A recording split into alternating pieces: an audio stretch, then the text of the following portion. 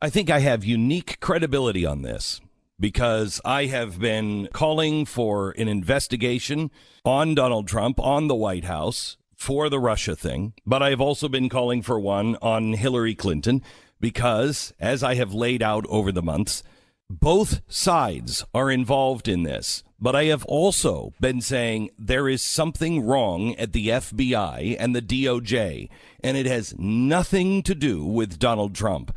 This has started long ago with Uranium One.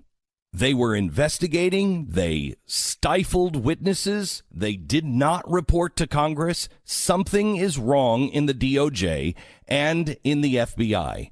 I am not somebody who just comes out and excuses Donald Trump for his behavior. I am clear on investigate and turn over every stone.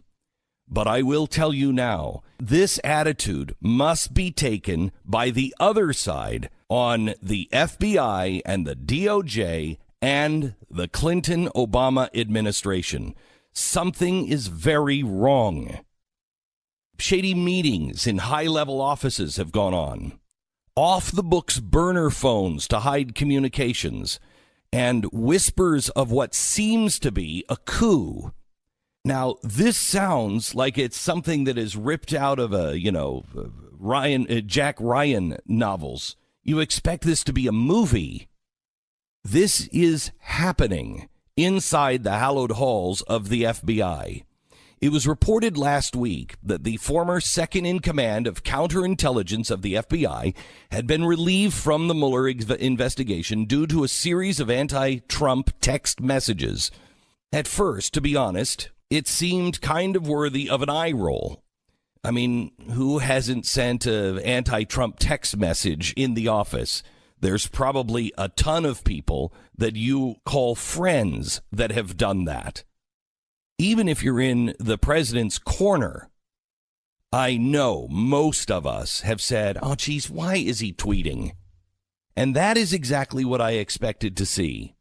But on Tuesday night, 375 of the 10,000 text messages were released to the press. Many of them, as expected, were just stupid. There's clear disdain for Trump and admiration for Hillary Clinton. But there's a big difference between having a political opinion versus showing bias in an investigation. And that is the vibe that Deputy Attorney General Rod Rosenstein was giving to Congress yesterday. And that's primarily how the mainstream media is reporting it. So that's that. Well, no, it's not. If you read and scan past the meaningless text, you come across three that are quite disturbing. Here's one. It says, quote, "So look, you say we have to text on the phone because when we talk about Hillary, it can't be traced." End quote. That sounds pretty bad. What could they possibly be discussing about Hillary that requires them to hide their personal conversations? Maybe the fact that this FBI agent was the one who doctored Comey's Clinton statement to help her avoid an indictment? I'm guessing here, but let's read on. There is the F. Trump, yada, yada, yada. Congrats on a woman nominated for president. Okay, expected that. But then there's this.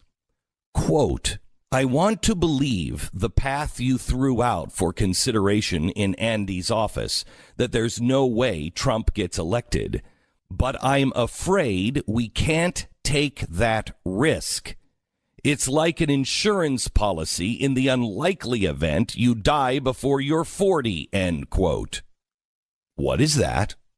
Because that sounds an awful lot like the second in command of counterintelligence who was working on both the Clinton investigation and the Trump-Russia investigation, making plans with a colleague to undermine Donald Trump. Oh, yeah, and the office referenced in the text, Andy's, was likely Deputy Director Andrew McCabe's. I'm sorry, but this is not a case of little harmless political preference. This is bias with the intent to conspire against a then presidential candidate. How far did this plot go? What were they talking about in Andy's office? what was the, quote, insurance plan. At this point, we need a special counsel. And we don't need a special counsel of Republicans. We don't need a special counsel made up of Democrats. We need a special counsel made up of Americans to investigate the entire government. What the hell is going on?